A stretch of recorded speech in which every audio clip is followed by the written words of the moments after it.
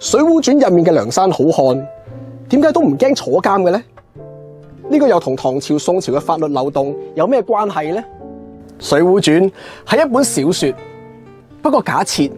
如果佢係一個真實嘅故事，入面嗰啲梁山好漢點解會咁大膽選擇落草為寇反抗宋朝呢？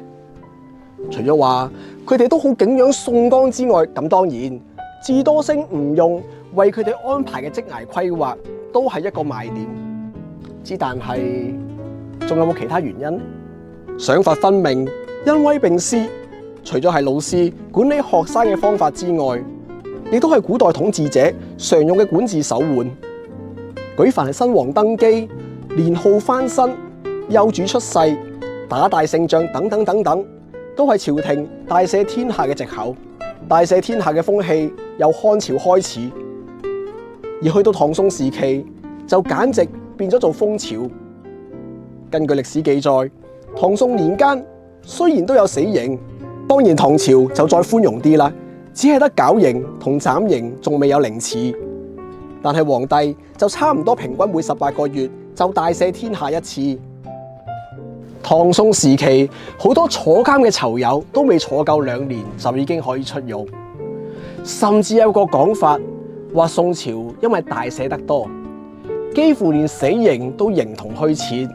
咁所以如果《水滸傳》入面嘅梁山好漢係真實存在喺宋朝，可能除咗因為官逼民反，又或者係佢哋俾宋江同吳用吸引之外，宋朝法律嘅漏洞可能都成為咗佢哋膽生毛嘅原因。難怪喺小說入面，每當嗰啲好漢犯事嘅時候，佢哋都會選擇去避風頭或者鬆容面對刑罰，因為可能只係1年半載，佢哋就會遇到大赦，到時又係一條好漢。譬如宋江刺配江州嘅時候，佢爸爸都有一種好快就可以同佢團聚嘅諗法。到底法律應該係嚴嘅好啊，定還是寬鬆嘅好呢？唐朝諫官魏徵咁樣講：人治理之本也，刑罰理之末也。所以社會秩序建立似乎唔應該只係由法律嘅鬆緊去判斷，